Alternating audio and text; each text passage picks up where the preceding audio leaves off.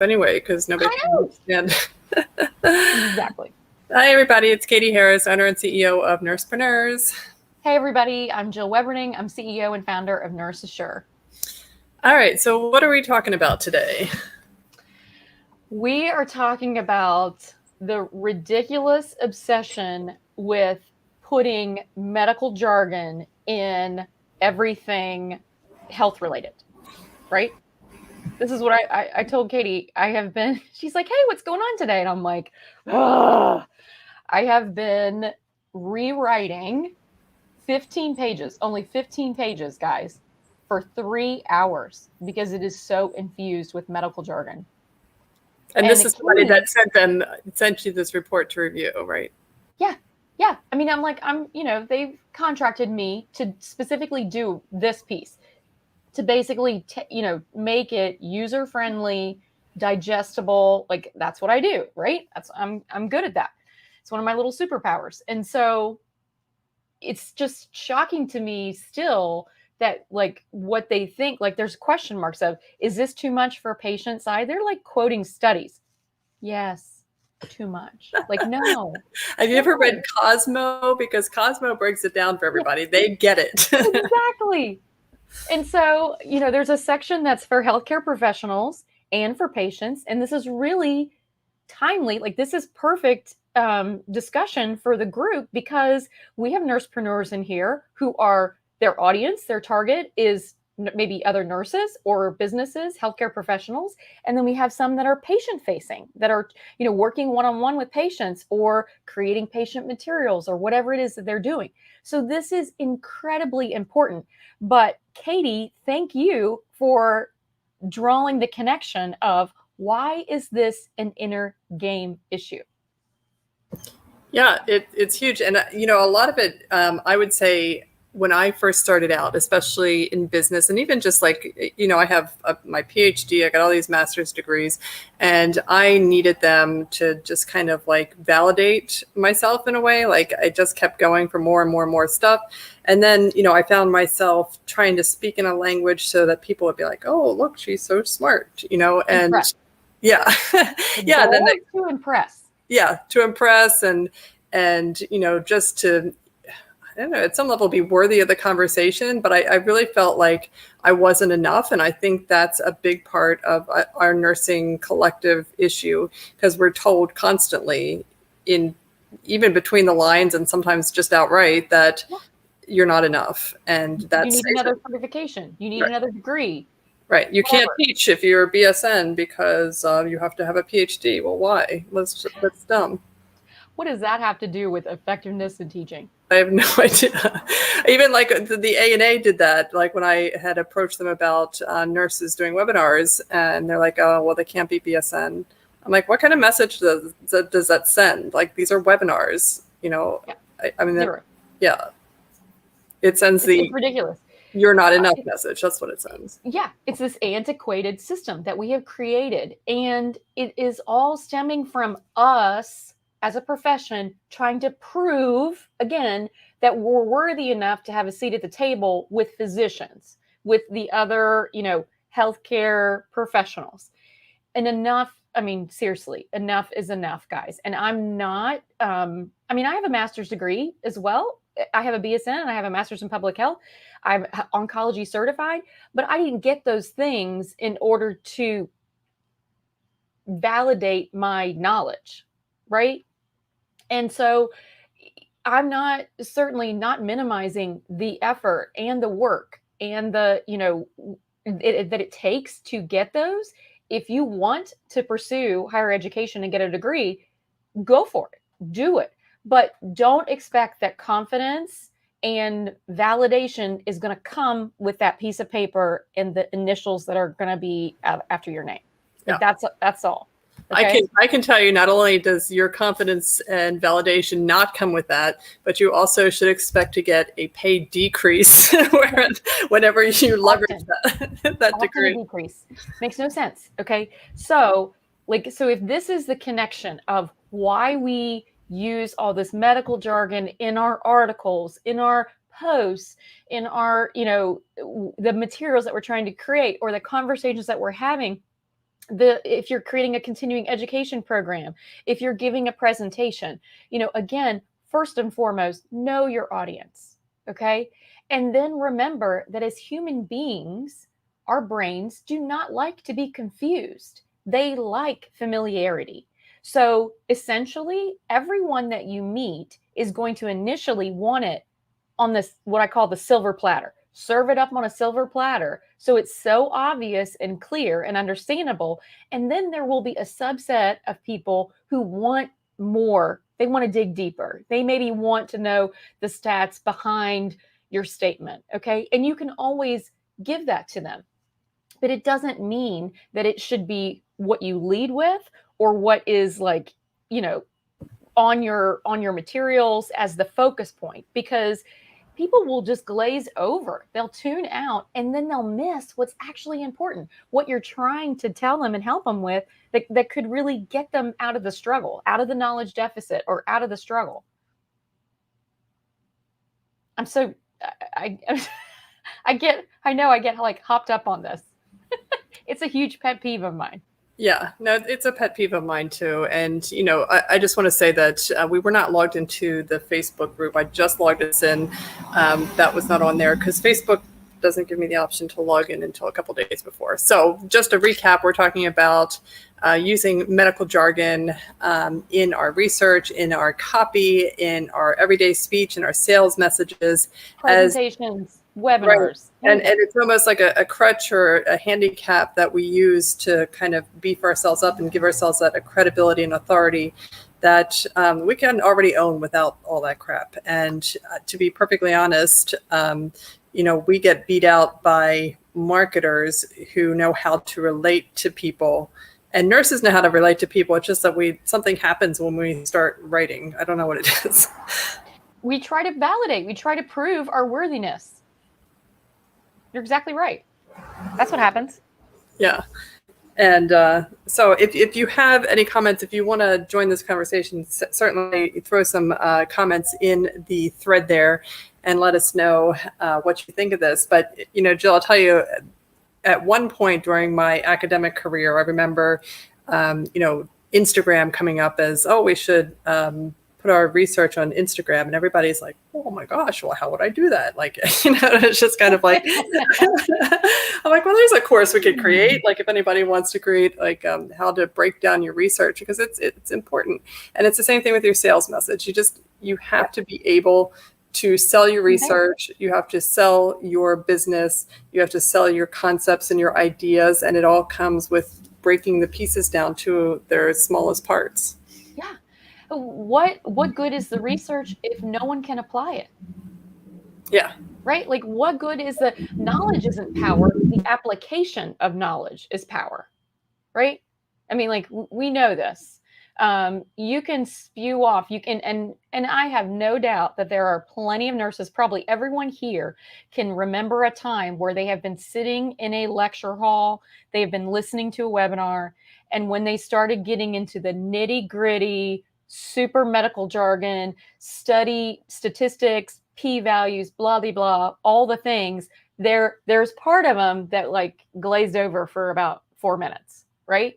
Because you're like, yeah, get to the conclusion, right? This is why people skim research articles and they're like, okay, what's the conclusion? What's the summary? What's the abstract? Can I get what I need in the abstract and run? Right? You just want to know, silver platter, what does this mean to me and how do I apply it? How can I use it? Right? How can I take it from here? And so that's why we wanted to talk about it on Inndergame, because what you're doing, unfortunately, is we've been conditioned in an antiquated system as nurses that we have to prove our value, right? And so we get all the certifications and all the degrees and chase all the, we think metrics of validation, but we never actually get that. And then because we've been trained in that way, it comes out in our articles, it comes out in our posts, it comes out in our materials. So whether you're working with nurses or patients, the idea should be the same. How can I explain this in the most usable, digestible way that they will know what to do with this information and how to apply it to their lives? Right. Like that's it. Like that's your goal. Every time you share knowledge. The goal is, how do I convey it in a way that people will actually be able to understand it and apply it to their life? Right. And I mean, you can almost look at a research paper and just kind of break that down in terms of like the headline, the abstract, and the conclusion. Those are the three things that people are reading. Yep. And it's the same for your business or your sales message. Like, what is the headline? Am I even interested in this? Like, are you talking about something that I'm interested in? And when I was doing my PhD, that was so important, because sometimes you get these titles and I'm like, I don't, now I got to read and find out if this paper is worth having. And that, that is like huge. And it's fine for, a PhD student who has nothing else to do. It's not fine for your audience who has 20 billion other options of things to do other than read your headline. So your headline has to capture attention and identify who you want to continue reading that. And then the abstract can give them kind of like, the juicy tidbits, and then the conclusion, like, what do you want them to do? Like, those are the three most essential parts of your sales message, your pitch, your business. And it's the same in research. And if we could just realize that and understand it from the perspective of our audience, it will change your life. Yeah. And again, it doesn't matter who your audience is. This applies even when you're talking to other healthcare professionals. It's the silver platter thing. Everybody, I don't care how long you've been in your field, when you're getting new information, and the idea is probably, if they're reading your information, they're trying to gain something new. Like, what's the value? You should be adding value. So what's the value add? If you confuse them, right, they may or may not get it, and they may or may not be able to apply it. So I have always, even when I'm, doing continuing ed, modules or a presentation for nurses, it still is, how can I explain this in a way that will stick? How do we make this idea sticky? Right. And that's for no matter who your audience is. How do I make my idea stick? And typically that's with storytelling. That's with examples, right? It's not with stats and data, unless you can put them into a story to make them memorable. Right.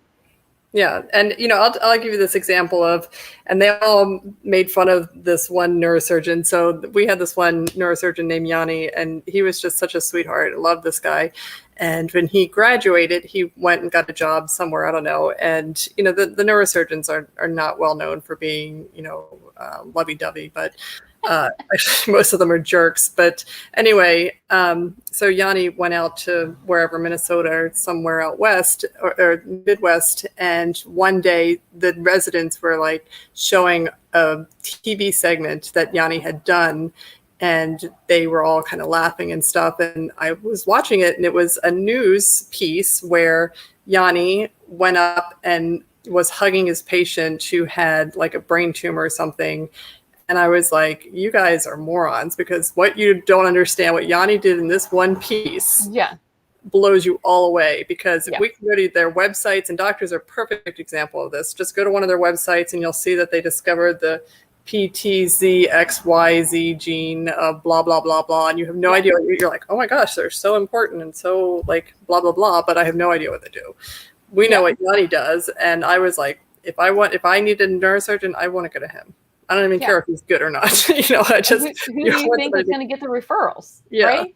Yeah. And that's you too. Who do you think is going to attract more people to what it is that you're doing, when you can provide value and give it in such a digestible, understandable way and make it sticky so they get it and can actually apply it? Like, who's going to who's going to attract more? Someone who's serving out their content like that, providing value in that way. They're going to get referrals. They're going to just attract more people, versus someone who is, doing it the academic way. Right. And it's fine if you are a researcher and you're writing academic journals. I can tell you, I don't know. I mean, I don't think it'll ever disappear, but it is dramatically changing, right? Have you seen this, Katie? Like, it's not just like, you want to be published still, but I've worked with physicians who are now like, but nobody's actually then reading they can't get funding because they still can't convey what they're doing.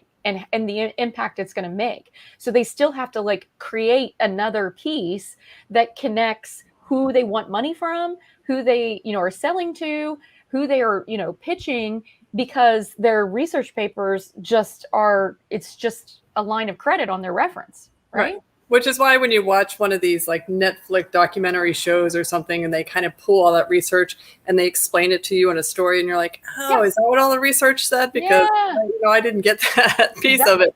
And you need somebody to pull it all together for you. And that is so powerful when somebody pulls that together. And there's a huge, huge role for that, for doctors and nurses and certainly business people, for somebody to kind of pull that story together. Yeah. And how is it relevant? And if you're not, this is a skill, guys. Like, this is a skill that you practice and you get better at the more you do. Just like you got better at writing technical, writing, with all the jargon and the right words, you also now get better practicing, how can I explain that complex topic in a way that will stick? How do I make it sticky? Okay. And it's almost always a story or a metaphor. Metaphors are phenomenal at making ideas sticky, right? So, depending on, it doesn't matter what your field. I've seen this in cardiac. I've been in oncology. It's rampant in oncology. And we still are using things like antiemetics. That should never be in a patient, facing type of material. It should say nausea medicine or medicine to help you from getting sick. Right? Like, but we're, I'm looking at something that's circulating tumor DNA, and they're like wanting to explain that to patients. I'm like, as opposed to, how when you're at the toilet and you're puking your brains, like you could stop that. Oh, you're wearing me out. Like, come on. Yeah. Do you think just, if you gave this to, the average person on the street, do you think they would even be able to pronounce this? Like, what word would they get stopped on? Yeah, no, I was surprised, and I really took it for granted when people didn't understand when I said high blood pressure, because I thought that was just a normal term. It's not always, or hypertension, that's the word. If you say hypertension, people may look at you and pretend like they know what you're talking about, and they're like, they do this. Or maybe they hear hypertension and they think you're saying high blood sugars or something, and it's not clear if and Portia did that when she was a home care nurse. She rewrote her patient booklets and stuff, and the patients did so much better when they had her material as opposed to the generic that the home care agency asked her to rewrite the entire agency's pamphlets and stuff. So it was dramatic. It's powerful because that does translate to patient outcomes, right? You can see that's a great example of how that translates to patient outcomes. And I always harped on this with oncology too, because I'm like, how can patients possibly do well if they don't understand what's happening to them? And they don't know when they're really supposed to call because they don't understand it, because you've given them page after page of paragraph, and they can't even find what's the most important information, right? Like, don't bury that, right? So think about your formatting matters, your language definitely matters, and really imagine giving it to, I used to think like, okay, if I gave this to my, I can't even my mom now is 72. If I gave this to my, mom who's 72, non-medical, like, would you be able to understand this? Right. And without doubt, without doubting herself of what and that's a great test to give it to, either give it to your kids, right? Or give it to someone who's completely non-medical and have them read it and be like, does this make sense to you? You'd be surprised what people misinterpret. Right. Like, it's definitely bottles. There's so many. Yeah, I've seen that how many times of how would you read this? And you can have 4 different people read it 4 different ways.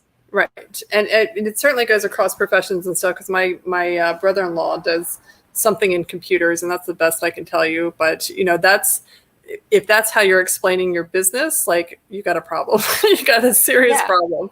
And it's something that, we do need to break it down to its easiest parts so that somebody can actually remember And like Yeah. Jill's saying, you can do this through story and just describing, like, so if you're going to not use the word antiemetic, you could even go to that trouble to paint the picture of what, I mean, you could introduce the word antiemetic if you want them, you really need them to know that word, and build on their vocabulary, but it has to come with, it has to come with some kind of description. What does it look like? What does it mean? Like, how are they going to remember this?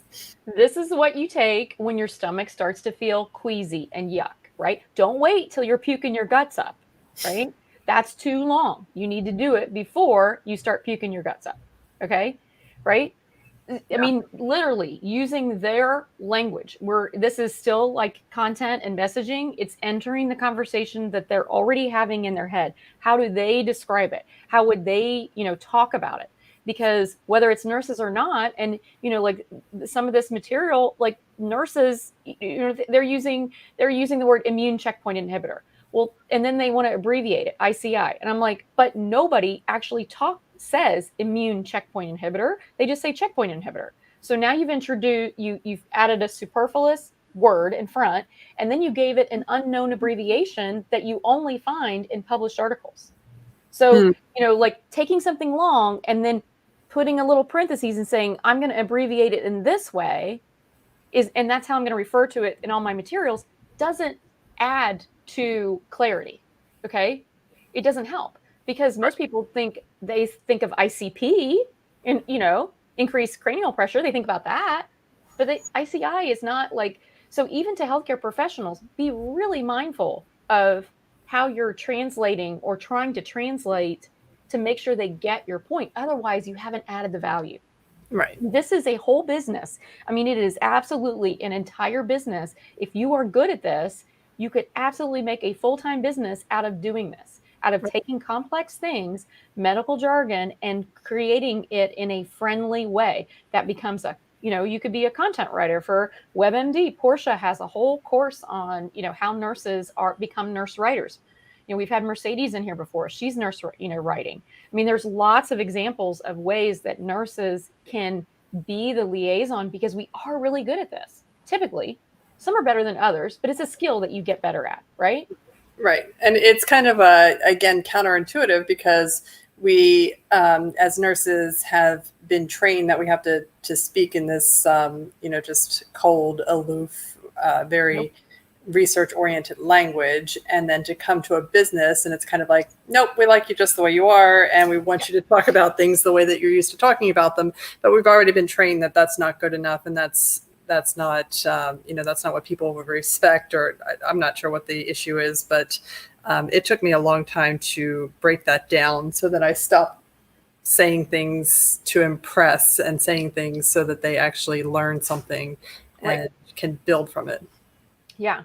But I mean, think about that. If this is something, we all do this. How many times have you had the experience where you were with a patient or physician, or the patient leaves the physician and then, interacts with you and they're like, what did they just say?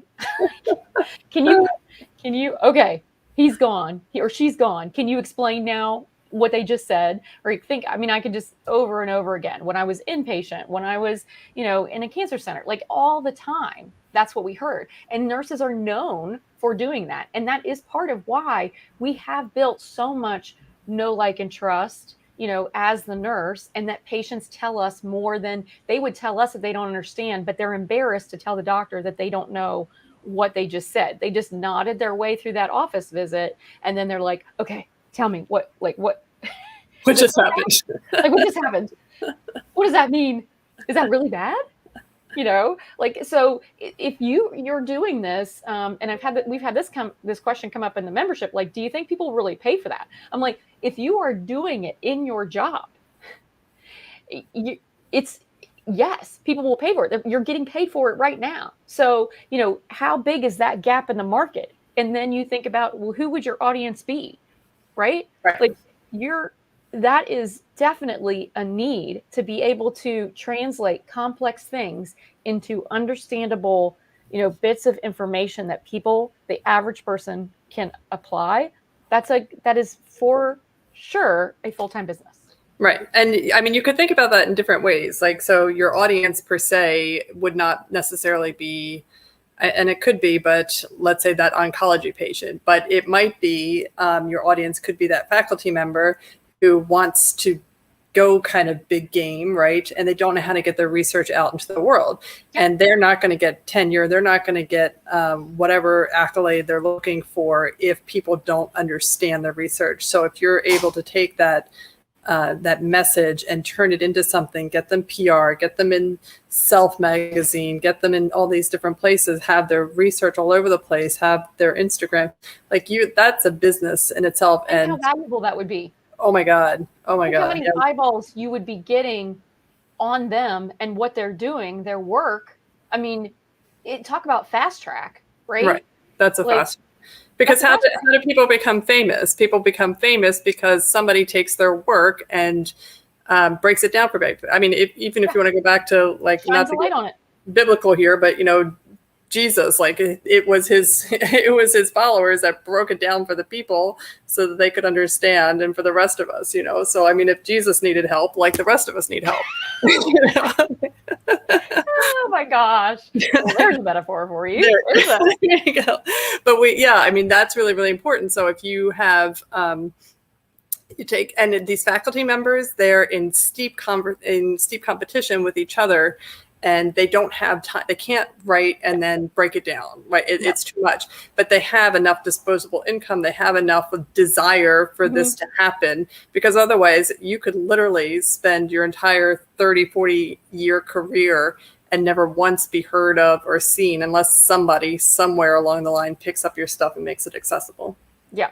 Yeah. I mean, it's, and a lot of times the people who are doing the research, if they are, again, trained to think this analytically and in this depth and detail, they truly have a hard time not seeing it that way. Like they can't see the forest, through the trees, right? They can't see how to make this any simpler. They're like, that's about as simple as I can make it. I'm like, no. DNA, not simple to anybody. Right.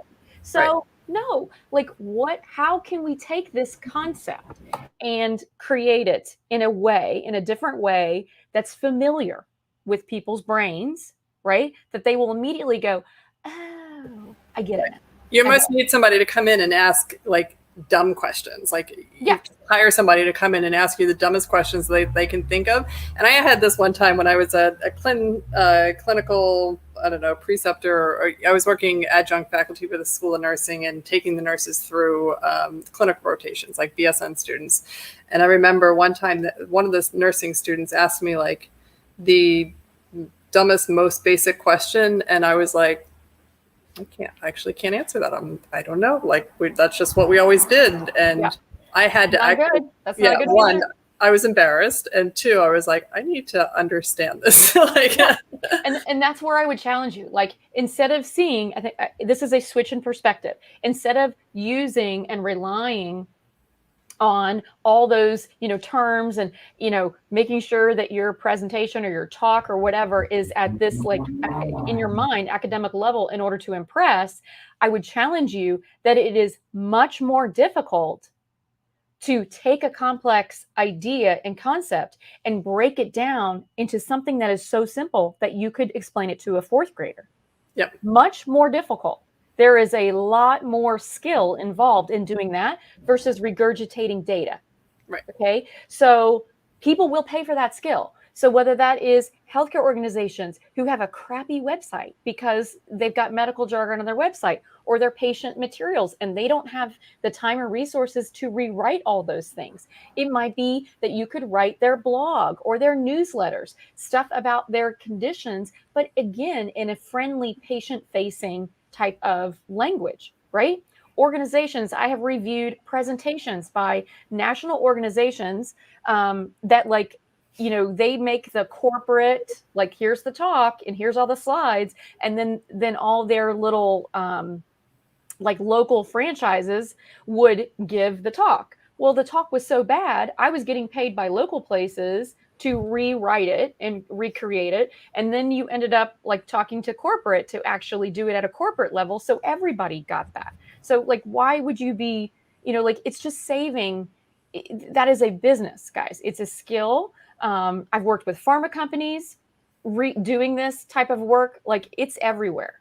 It's everywhere. You could just be literally targeting medical students and researchers about how to take their research publications and shine the light, like Katie gave the example, putting them into the real world and getting them into getting eyeballs on their research.